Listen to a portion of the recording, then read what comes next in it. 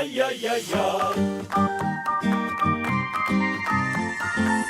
ای ای همیشه بخند و سر و ببر از دلا ای ای ای دوباره بلند شو امیدو ببر از کجا با پرچم بالا هم سفر ما هر بگیر از گویا از شب شب غم تا سحر ما جانمون از فردا ای ای ای هر پنجشنبه با ما پیک شادی. هموطنان عزیز، یاران و همراهان پیک شادی، سلام و درود بر شما. با گرمترین آرزوها و صمیمانه ترین درودها یکی دیگه از برنامه‌های پیک شادی رو تقدیم حضورتون می‌کنیم و امیدواریم که پیک شادی این هفته مورد توجهتون قرار بگیره. دست و پا زدن‌های آخوندها برای حاکم کردن غم و اندوه بر دل‌های مردم ایران به جایی نخواهد رسید. نبرد مردم ایران با تمام مظاهر دیکتاتوری ولایت فقیه در همه عرصه‌ها ادامه داره و در هم شکستن جو غصه و ماتم هم یکی از همین پهنه‌ها و عرصه هاست. با این امید که بتونیم خنده رو به لب‌ها و شادی رو به دل‌های شما عزیزان بیاریم، توجهتون رو به بخش اول برنامه این هفته جلب می‌کنیم.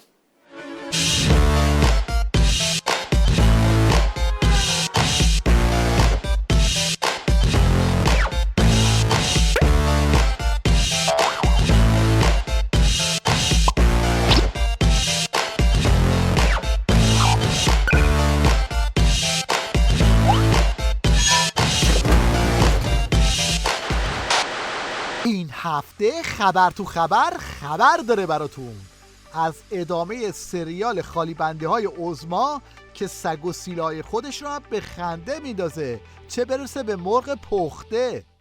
البته اونا میگن از سلاح هسته‌ای میترسن، دروغ میگن، میدانن که ما دنبال سلاح هسته‌ای نیستیم. این پامنبری های عظما هم با این روزه های بسیجی خر کن دنبال بازارگرمی برای خامنه‌ای هم. که این هسته‌ای که ما میگیم توی زندگی مردم به چه درد می‌خوره. اگر ما ندونیم یک شخصی مثل آقای زیبا کلام پیدا میشه توی دانشگاه تبریز میگه هر کس بتونه ایران رو از بختک هسته‌ای نجات بده من ازش حمایت میکنم، چه شمر باشه چه حسن روحانی باشه. ببینید وقتی مردم ما و جوانای ما نمیدونن هسته‌ای به چه درد میخوره، اون موقع به این مشکلات میرسیم که هر کس میرسه چنین چیزی رو مطرح میکنه. این شما و این یه چشمه از تأثیرات هسته‌ای در زندگی مردم که صف نان بالای 50 نفر و به 100 نفر رسیده است. کجا هستید؟ آیا این مشکلات رو در منطقه نمیبینید؟ آخوند رئیسی هم توی این وانفسا دنبال سوتی پارتی خودشه. در توطئه ها و فتنه ها مردم نشون دادن که خوب دوست رو میشناسن و خوب دشمن رو تشخیص میدن و فتنه ها، شایعه پراکنی ها، صحنه سازی ها در دل مردم تأثیر ندارد. بله، مردم ایران دشمنشون رو خوب تشخیص میدن. بیا اینم سندش.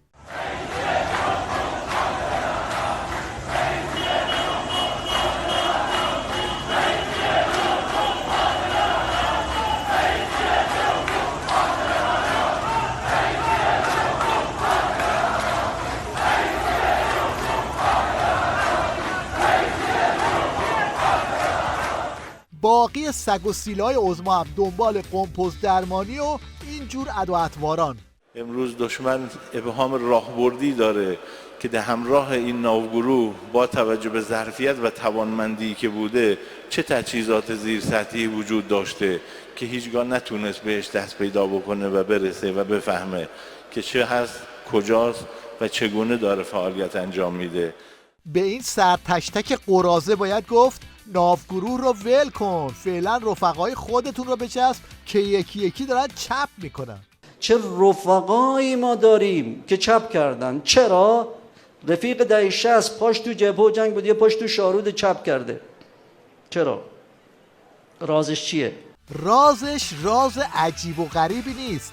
چپ کردن چون ضربه رو از جایی خوردن که فکرش رو هم نمی کردن.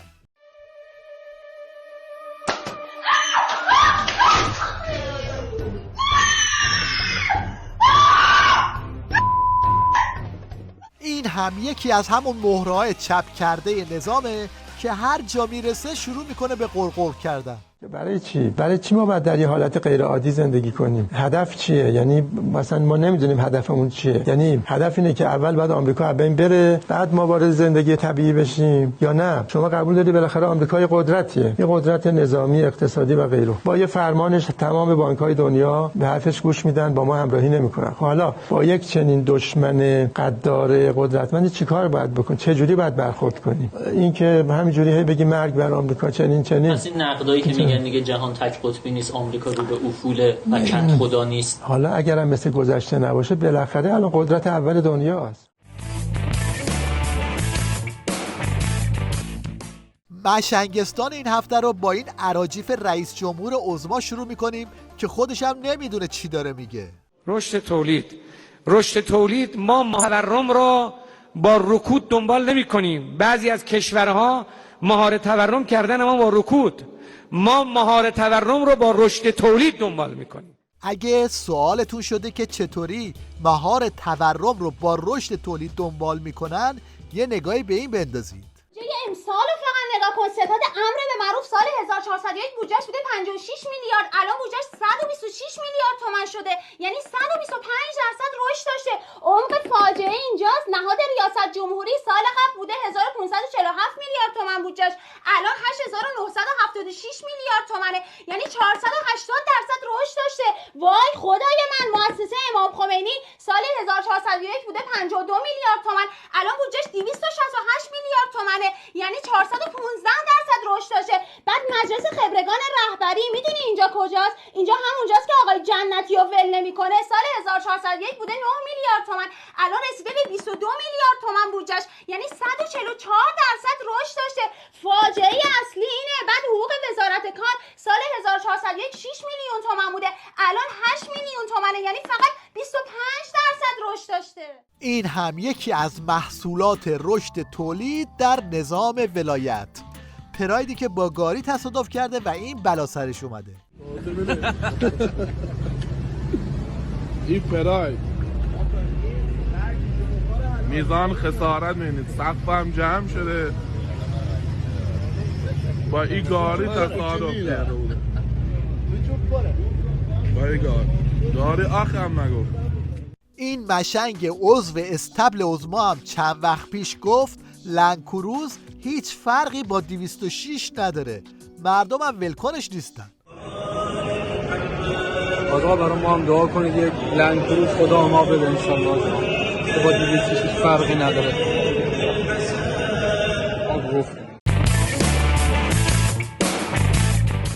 وضعیت شرشر تو نظام ولایت به جایی رسیده که مداحاشون هم از این نوها میخونن.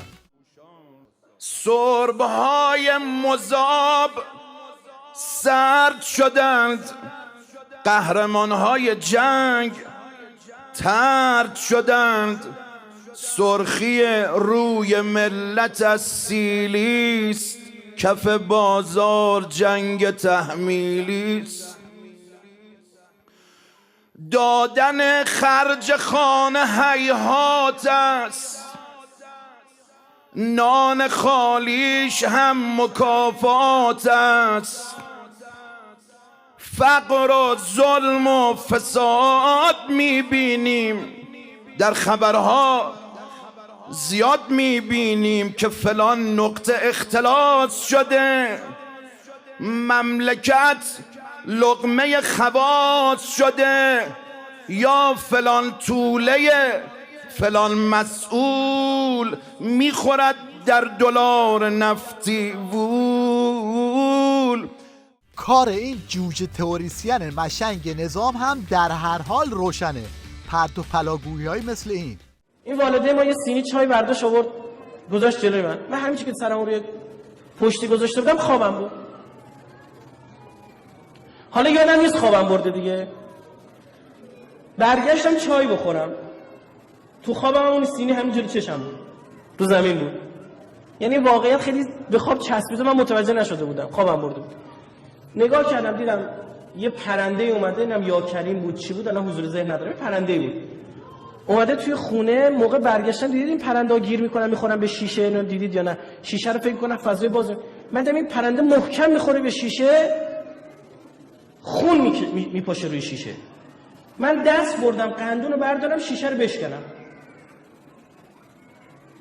شاید تو واقعیت هم واقعا این کارو بکنم، شیشه رو بشکنم که این اینجوری خودش آسیب نزنه. این که قندون رو برداشتم، یه صدای کنار گوش چپ من، یه صدای شنیدم گفت میل ما به ظهور از این پرنده بیشتره. حالا که تا اینجا اومدیم یه نگاهی هم به کمدی استنداپ این حجت الاسلام شلغم نژاد بندازیم. بسم الله الرحمن الرحیم. آفتاب چی هست؟ منبع نور. جاش کجاست؟ دل آسمون. اما همین آفتاب یه حرف با آخرش اضاف شد آفتابه. چی هست؟ خودت میدونی. زرافه نظام یعنی امیر عبداللهیان تا تونسته دیپلمات تروریست هایی مثل خودش رو دورش جمع کرده. یه نمونهش اینه که میاد انگلیسی حرف بزنه اما کله ملق میزنه.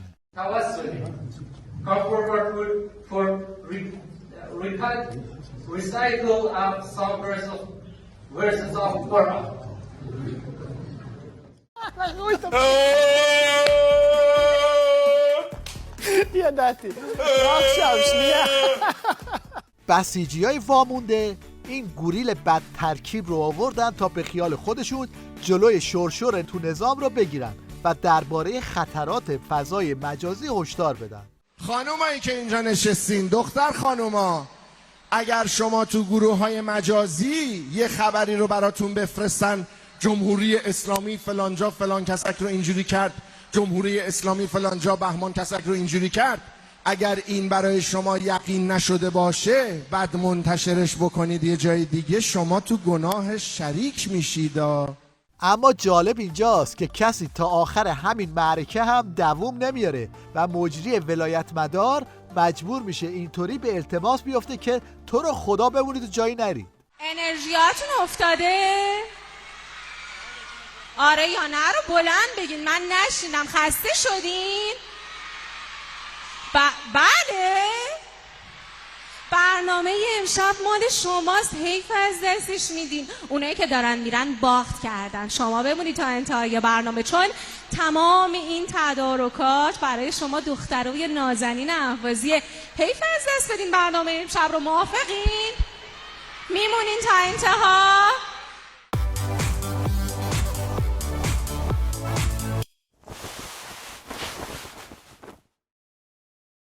در پایان توجه شما رو به هنرنمایی این تکاور کوچولو جلب می‌کنیم که جایی برای هیچ حرفی باقی نمیذاره.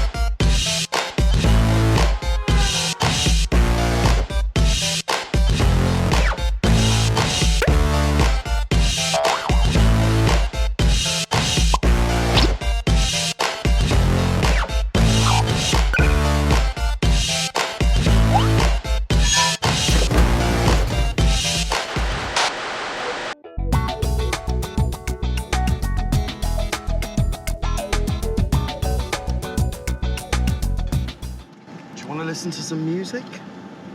Yeah. Yeah? Yo, Jason, can we hear some music? Let's go. 2, ready.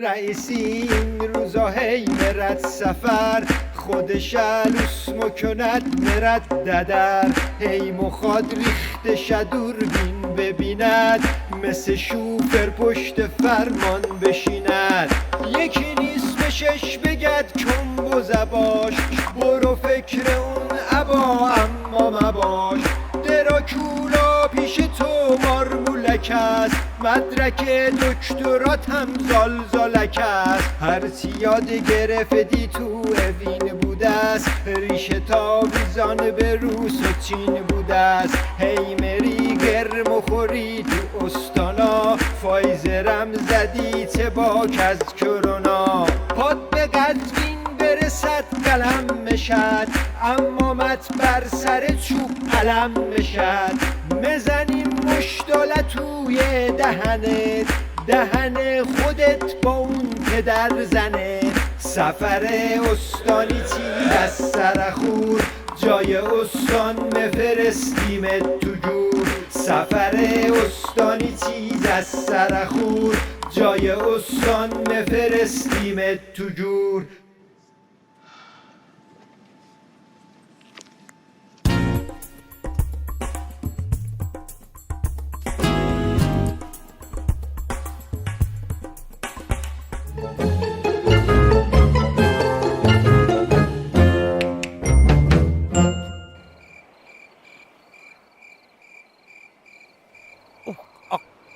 لعنتی پشه ها سوراخ هم کردن همشون هم تازه نفسن ناکسا ولمونم نمیکنن آقا سفتر لامصب پشهاش مثل این تزریقاتچی سر کوچه میمونن بلد نیستن رگتو پیدا کنن 500 جای آدمو سوراخ میکنن خب بیشور یه جا رو بزن برو دیگه آخ دیگه تازه واسه تو از من بهتر آقا سفتر نه بابا جان تو پاشه رفته درست انگشت واسطی پامون نیستاده با جان تو ما اصلا یادم رفته بود که من همچین انگشتی هم دارم از پشم جون سالم به در ببری این خروپف خسرو بیچارمون میکنه خسرو ساختمون داره جابجا میشه بلند شو بذار ما کپه مرگمونو بذاریم برای چی بلند شم آخر مگر صبح شده نذاشی خوابمو تعیین تکلیف بکنم آخر از خروپف معلومه چی خوابی میدیدی ولی دقت کردی خوابایی که میبینی همیشه از وسط شروع میشن یهو خواب میبینی 10 نفر گذاشتن دنبالت خب لامصب بگین آخه قضیه چیه منم اگه یه دونه تخم مرغ با 3 تا نون میخوردم تو خواب 20 نفر دنبالم میذاشتن خب شب سبکتر بخور پسر اینجوری به ما هم کمتر ضرر میزنیم خودت که میبینی رئیسی قیمت اجناس رو به فلک رسونده آقا جان نان خوردم خاویار که نخوردم پسر جان جهت اطلاعات الان تو دوره حکومت آخوندایی هستیم که جیباشون ته نداره فقط یه قلم نون سنگک دونه 10,000 تومان شده چند وقت پیش با این بود 4 نفر کله پاچه میزدن اینقدر نگو فقط نون خوردم به قول سعدی باید حال احوال آن مرد زار که دخلش ریال است خرجش دلار به به به به چی رو به به زب کرد شعر رو شعر چیه آقا جان منظورم اینه که با این قیمت دلار دیگر نمیشه مهاجرتم کرد وضعیت بالکل کمدی درامی شده آقا سفتر قبلا پول رفتن نداشتیم الان پول موندن هم نداریم بگیفتی تیجانه قربان بچه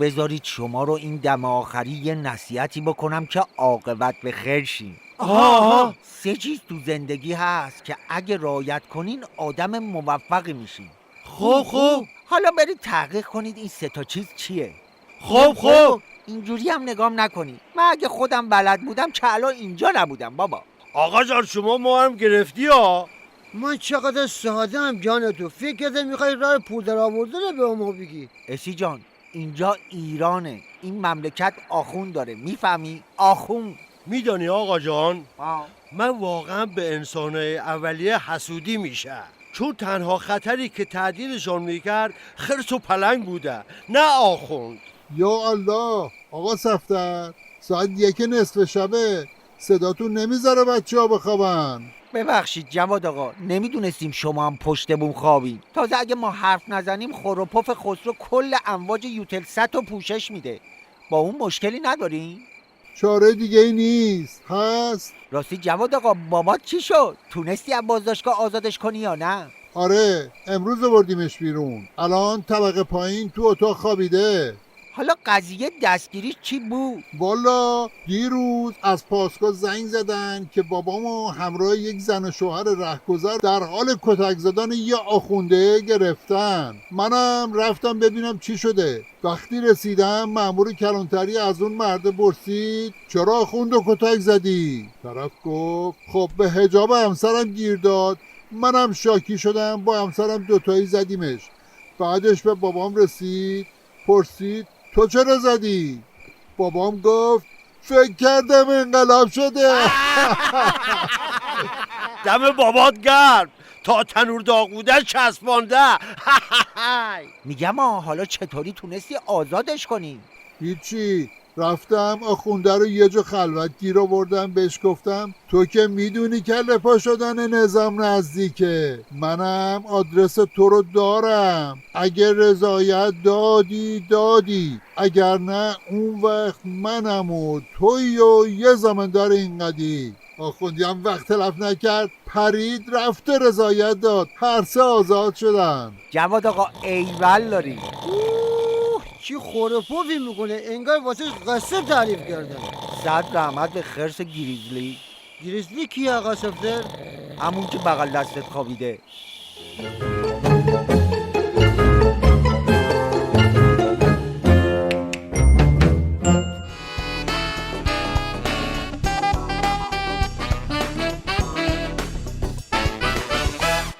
آخوندهای حاکم هیچ چیشون شبیه آدمیزاد نیست. یعنی از ساده ترین کارها تا هر موضوعی که شما تصورشو بکنین رو اگر به کارگزاران این رژیم بسپرید تبدیل میشه به یک بحران. مثلا پلمپ یه مغازه متخلف ممکنه تو هر جای دنیا اتفاق بیفته. ممکنه یه مغازه‌داری مثلا مالیات نده یا به هر دلیلی بیان و مغازش رو پلم بکنن. اما همین موضوع به ظاهر ساده وقتی به آخوندها میرسه نتیجهش این میشه که ملاحظه میکنی. گزارش بعدی ماجرای تخلف یه فروشگاه در تغییر کاربری و به دنبال اون یه پلمپ عجیب و غریب که زندیفر برامون آورده.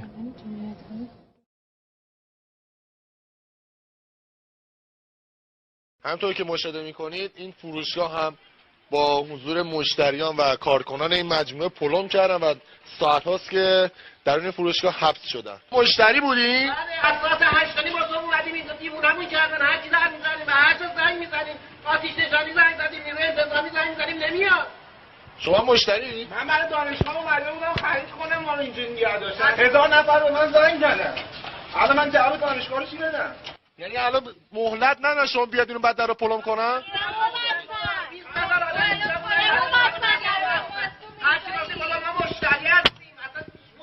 بله، احتمالاً خواستن با یه تیر دو نشون بزنن. گفتن ما که میخوایم مغازه رو پلم کنیم، خب خوبه همزمان مردم رو هم زندانی بکنیم. یعنی هیچ فرصتی رو برای مردم آزاری این رژیم از دست نمیده. با این مقدمه نوبت میرسه به بخش بعدی برنامه این هفته که بخش کامنت هست.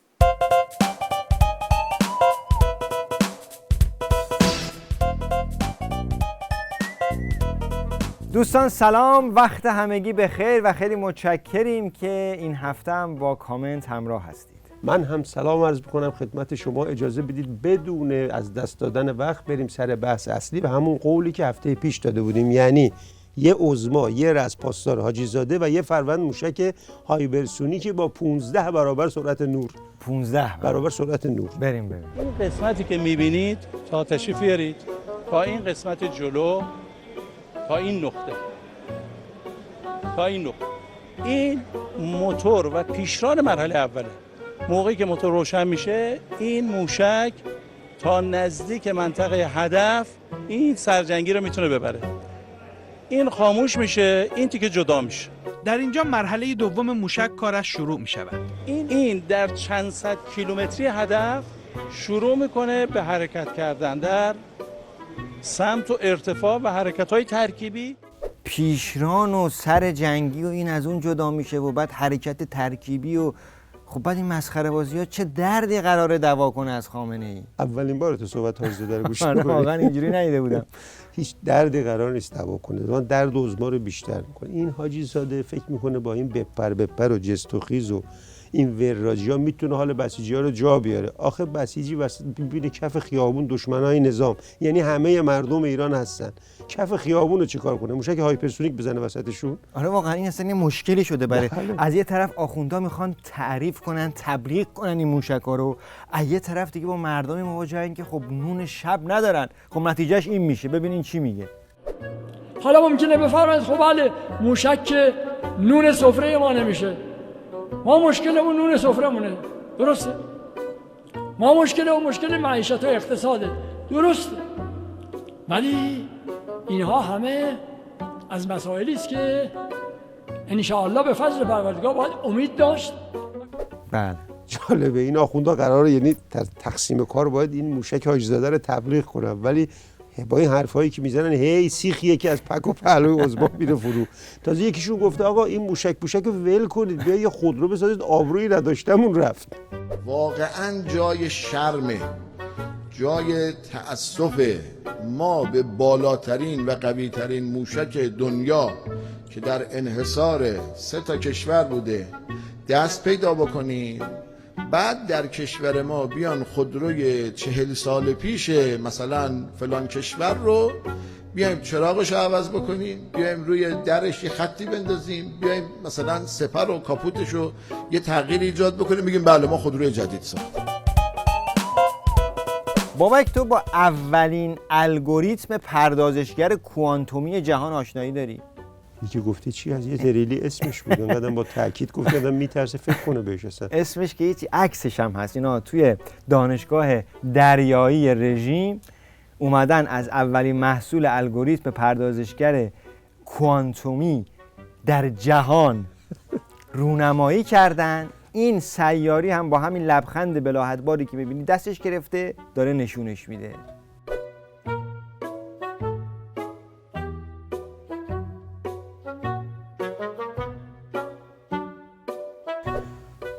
واقعا به رژیم باید به لحاظ تکثیر باکتری تبریک گفت، چون این تکثیر شده یه سلامی و حاجی زاده است. این که این بهش میگه الگوریتم پردازش کوانتومی، همون مستعان شماره 2 که این در رونماییش میکنه. این یک برد پردازنده معمولیه تو شرکت آمازون به قیمت $589 میفروشن. بیا این هم عکسش.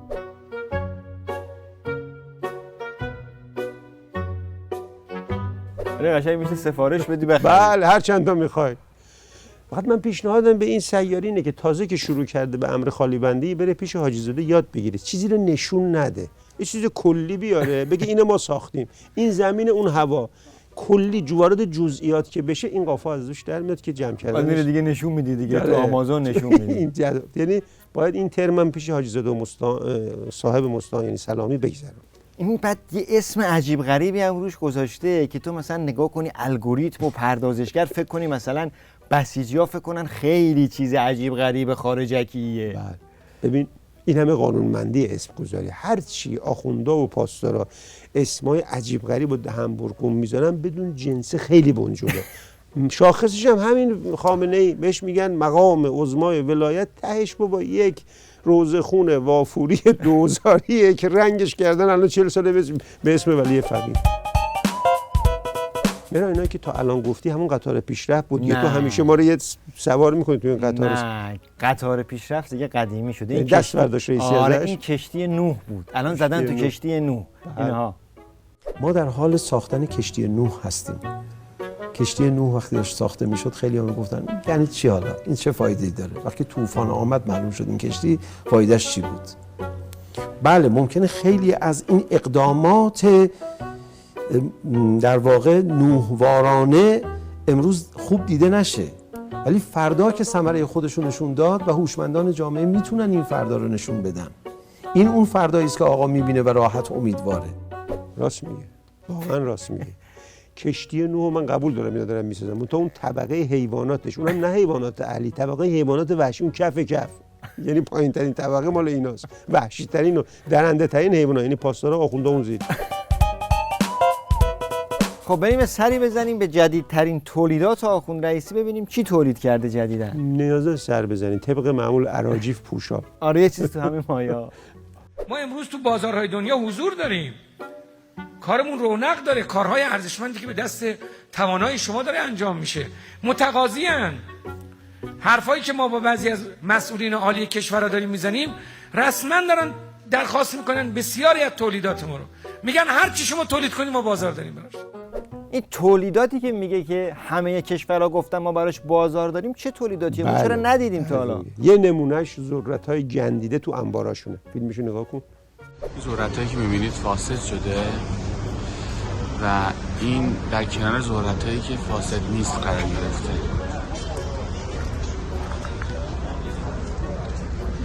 اینا فاسد نیست و اینا فاسده.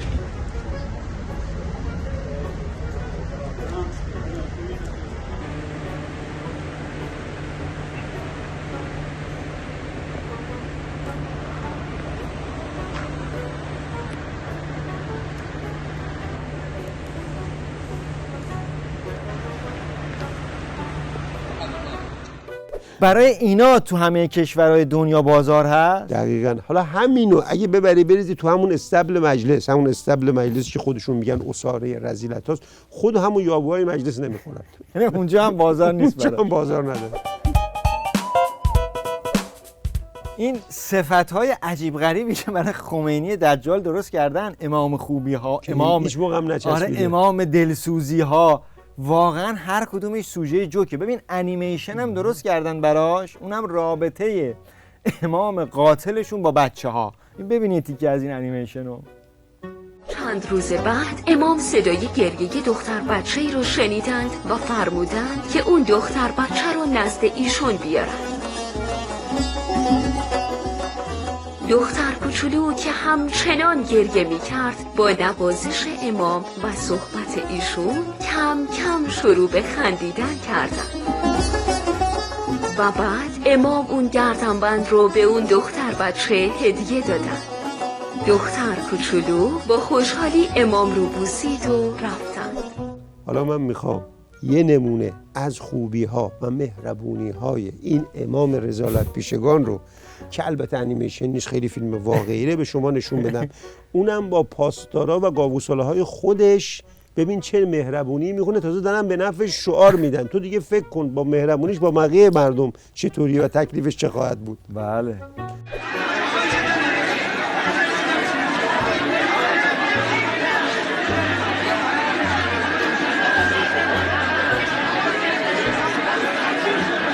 ساکت.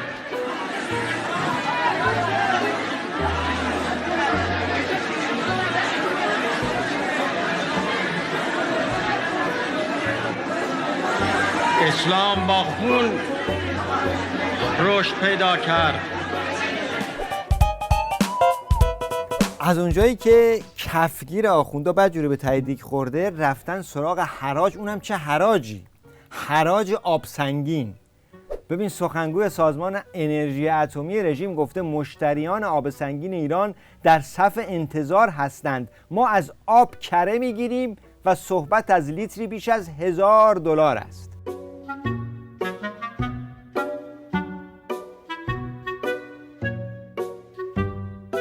قبول داره یه رقابت سنگین خالی بند فشرده از این دعای هست جهانی، یه کله طرف میره جلو طلا میگیره، اینو حاجی زاده و سلامی و یارو سیاری و آقا آب سنگین نخواستیم، آب سبک شرب این ملت رو حل کنید، آب سنگین طلبتون.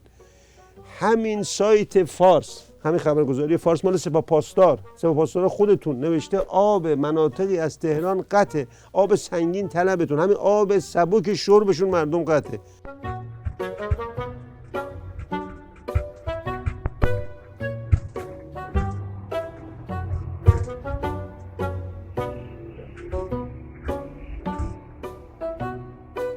دقیقاً 2 روزه آب نداریم. جنت آباد رو شمالی. بله حالا این آب سبک تو تهران که چه عرض کنم، بقیه استانام داستان همینه. یه نمونهش هم استان گلستان که آبشون رو هواست، بعد اینا میخوان از آب سنگین کره بگیرن. یک تأمین آب شرب و نان مردم، مدیریت ضعیف و ناکارآمد در استان گلستان و عدم توانایی در تأمین آب و نان مردم باعث کمبود شهید آب شرب در برخی شهرها و روستاهای استان گلستان شده است. رئیس انجمن شرکت‌های هواپیمایی رژیم گفته اگر بلیت هواپیما گران نشود، عده‌ای اتوبوس سوار هواپیما سوار می‌شوند.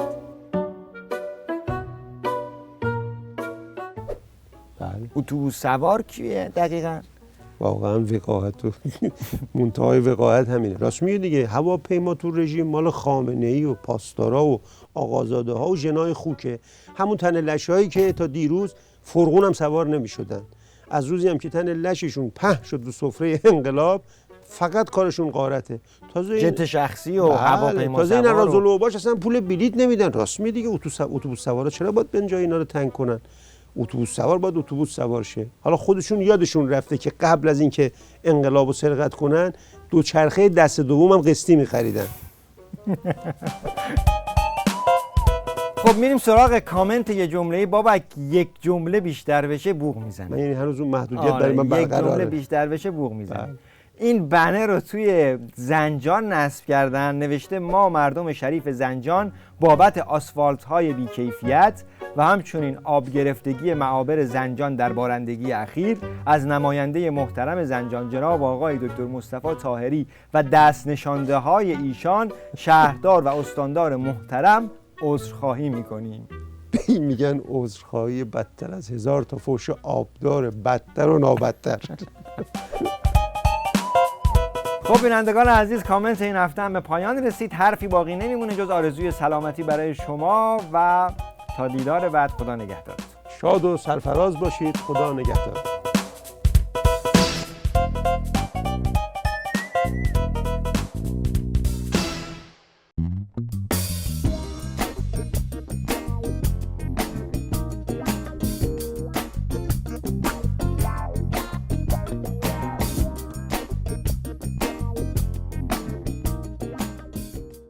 اینکه آخوندها از سایه خودشون هم میترسن کاملا قابل درکه، اما این ترس فقط به سایه محدود نمیشه و هرچی میگذره به جاهای باریکتر و شاید بهتره بگیم که به جاهای خنده‌دارتری میکشه.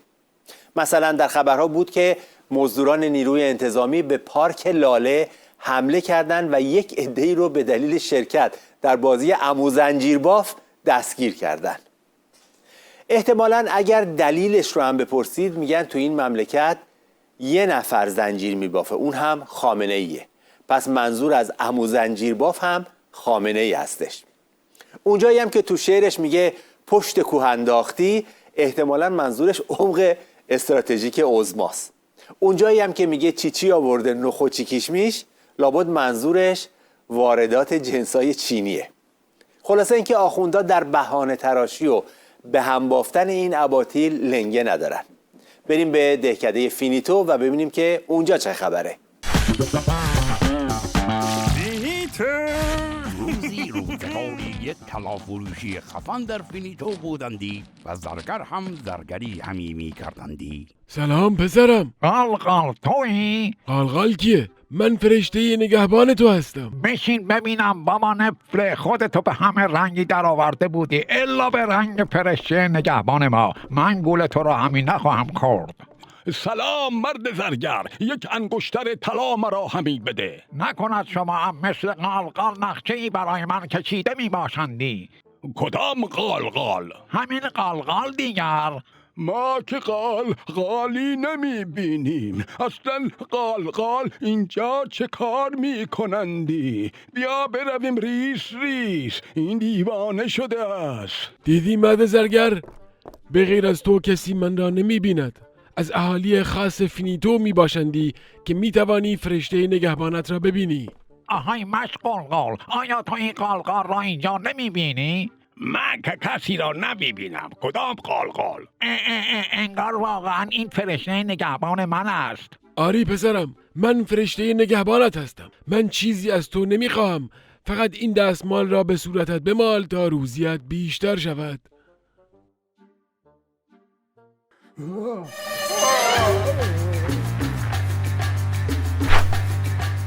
2 سال بعد فرفر قالقال را کدبسته به زرگری آوردندی. آی مرد زرگر، این قالقال عنصر فاسدی بودندی. ما به فرمان کد خدا او را دستگیر کرده و اینجا آورده ایم تا در مقابل چشم تو مجازاتش کنیم. آیا طلاهایم را پس می دهید؟ آری منتها اول باید شهر ماجرای دزدی قبلی را بشنویم. باید همان صحنه را یک بار تکرار کنید تا تحقیقات ما کامل شود. قال قال، تو آن روز چه کار کردی؟ همان کار را بکن. ای زرگر، تو چه کردی؟ همان کار را بکن.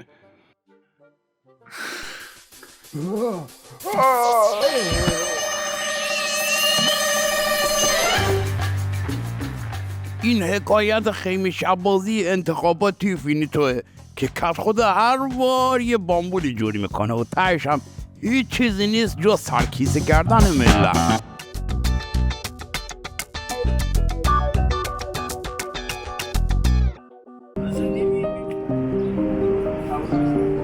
حاج قاسم تولیستم بی تو، من پلشتم فاشیستم بی تو، کله و پاچه نیستم بی تو، گاو پروار چند لحظه پیش.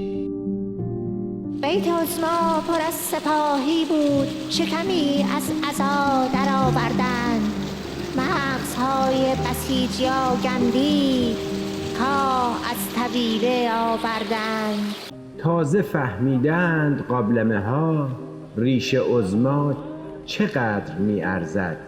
کاش می شد تمام هستی من صرف کز دادن شدید ریش. شد فراموش آنچه سابیدی ولایت را به کشک، آنکه با خرناز قمپز در کند والا خر است. آفرین آفرین آفرین، چه خوب چه خوب.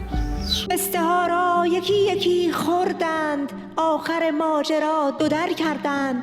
زورکی گریه کن جلو دوربین، تا سپاه و بسیج خر گردند. چقدر حال خودم را خراب میبینم، لحافهای زخیمی بکش سرت عظما. چه خوک ها که در این منجلاب میبینم. مجلس شعرت عزی بوی کثافت میدهد، عشقم این جان است، این گوساله ها را از کجا برده ای؟ خیلی تشکر میکنم. شاعران زیادی در جمع ما حاضرند که شعر نخواندند، اما زمان سپری شده و انشاءالله در آقای فردوسی بگید بخونن. بله بله. آقای فردوسی. سیرابی و ماست رنگ عمامه توست، میتابی و بدقواره پیژامه توست. آنقدر کریهی که همه میدانند، ترشی گدای کوچک خامه توست. ایوالله انفسکم. خیلی خوب، انشالله موفق و مؤید باشید.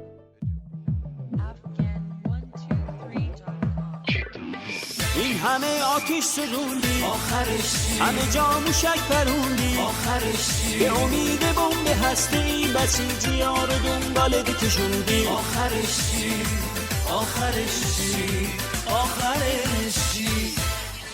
گفتی با اسم مدافع حرم بریم حلب، اما اونجا کوبیدن تو فیسمون شلب. هم کاری کردی ولی آخر کار رسوا شدی، سوژه خفن ترین تحریمای دنیا شدی، حاجی کله پا شدی. این همه آتش سلوندی آخرش، همه جا موشک پروندی آخرش، به امید بمب هستی بسیجی ها رو دنبالت کشوندی آخرش چی؟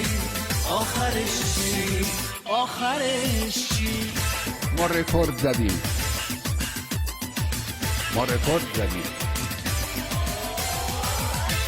رکورد زدیم.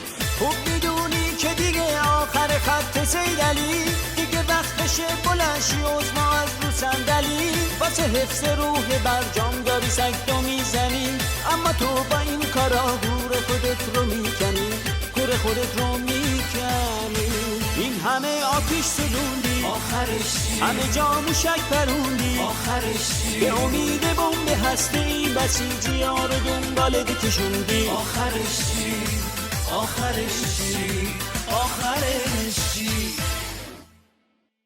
دوستان عزیز، بینندگان گرامی پیک شادی، به پایان برنامه این هفته رسیدیم. از همراهی همه شما سپاسگزاریم و برای همتون لبی همیشه خندان و دلی همیشه شاد آرزو می‌کنیم. با ما در تماس باشین و ایده ها و نکات و نظرات ارزندتون رو حتما برامون ارسال بکنین. تا برنامه دیگه و دیداری دیگه، خدا نگهدار همگی شما. شاد و سرشار و سرفراز باشین.